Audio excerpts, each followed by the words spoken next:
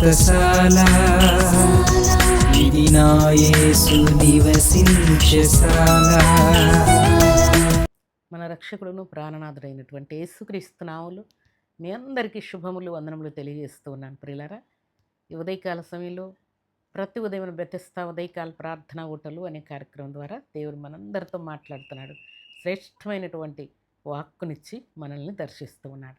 ఈ శుభదినాన్ని కూడా దేవుడు మనకిచ్చిన లేఖన భాగం చదువుకుందాం. ప్రియులారా, పరిశుద్ధ గ్రంథంలో నుండి ద్వితీయోపదేశకాండం 15వ అధ్యాయం 6వ వచనాన్ని చదువుకుందాం.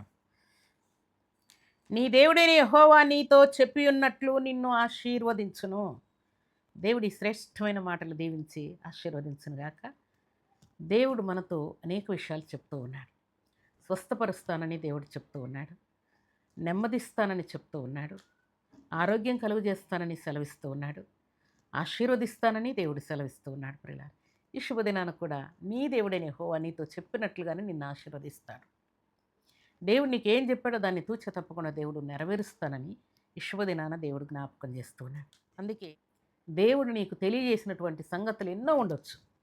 వాటన్నిటిని కూడా దేవుడు తూచ తప్పకుండా నెరవేర్చడానికి దేవుడు సిద్ధంగా ఉన్నాడు. ప్రియులారా, ఒకవేళ దేవుడు నాకు వాగ్దానం చేశాడు, ఈ మాట దేవుడు నాకు నెరవేర్చలేదు, దేవుడు ఇచ్చిన వాగ్దానం అలాగే నిలిచి ఉన్నదని ఒకవేళ మీరు అనుకుంటే మీరు పొరపాటు పడుతున్నారు. ఎందుకంటే దేవుడు ఇచ్చిన మాట ఏంటి? భూమి ఆకాశమైన గతించును కానీ నా మాటలు గతించు అన్నాడు. అలాగే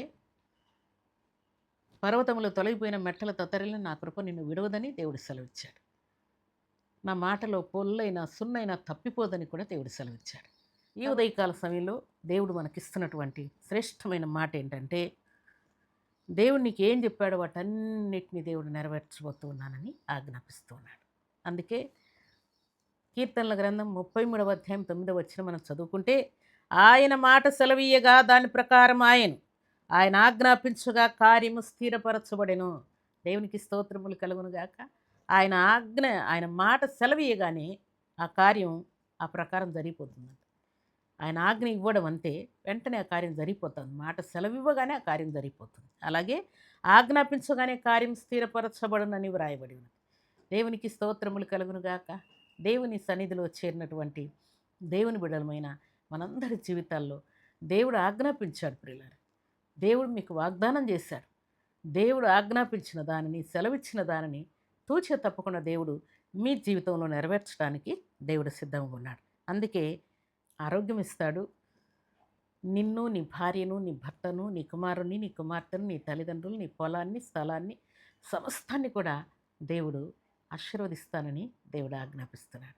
దేవుని సన్నిధిలో చేరినటువంటి దేవుని బిడ్డలమైన మనందరి జీవితాల్లో దేవుడిచ్చిన ప్రతి వాగ్దానాన్ని నెరవేర్చాలని దేవుడు ఆశపడుతూ ఉన్నాడు. పిల్లలు, ఏ మాట కూడా దేవుని మాట తప్పిపోదన్న సంగతిని మనం జ్ఞాపకం చేసుకోవాలని పరిశుద్ధాత్మ దేవుడు ఆజ్ఞాపిస్తున్నాడు. అందుకే దేవుడు నీతో చెప్పినట్లుగానే నిన్ను ఆశీర్వదిస్తాడు. భక్తులు అబ్రహాం, ఇస్సాకు, యాకోబులకు దేవుడు సెలవిచ్చిన మాట ప్రకారం వారిని ఎలాగున దేవుడు ఆశీర్వదించాడో మనల్ని కూడా దేవుడు ఆశీర్వదించబోతున్నానని ఆజ్ఞాపిస్తూ ఉన్నాడు.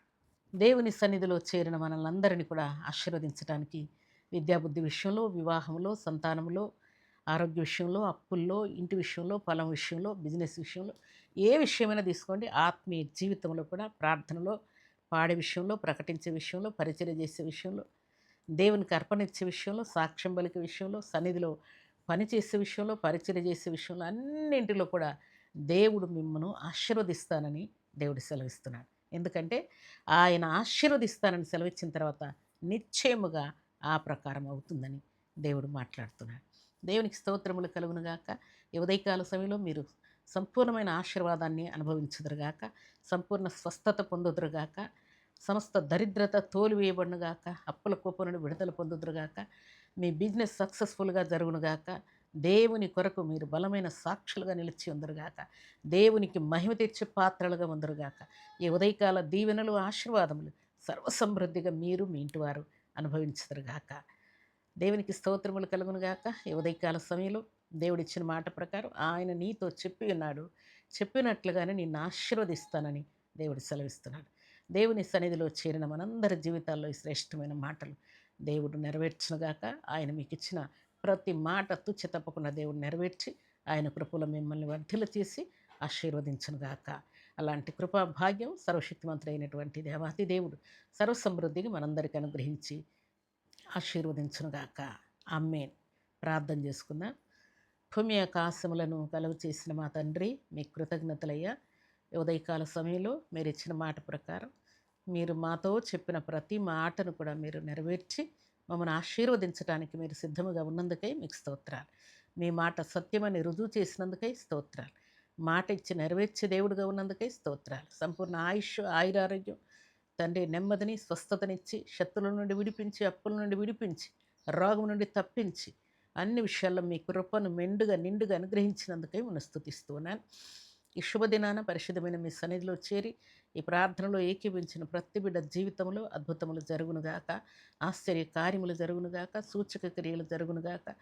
తండ్రి మీకు స్తోత్రాలు. వారికి ఉన్న కరువు, కష్టం, శోధనలన్నీ యేసుక్రీస్తు నామములో తొలగిపోవునుగాక. శాంతి, సమాధానం మీ బిడ్డలను ఏలునుగాక.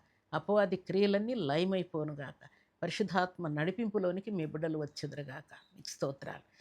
ఈ ఉదయకాల సమయంలో ఈ దినం బర్త్డేలు, మ్యారేజ్ డేలు జరుపుకున్న బిడ్డలకును దీవెన, ఆశీర్వాదం, శుభం, క్షేమం సర్వసమృద్ధిగా అనుగ్రహించి మీరే మహిమ, ఘనత, ప్రభావాలు పొందవని ప్రార్థిస్తూ శ్రేష్టమైన శక్తి గల మీ నామానికి స్తుతులు చెల్లిస్తూ మీ బిడ్డల్ని మీ కృపగల హస్తములకు అప్పగించుకుంటూ యేసుక్రీస్తు పరిశుద్ధమైన నామములో స్తుతించి ప్రార్థించి అడిగి వేడుకుంటున్నాము తండ్రి. ఆమేన్.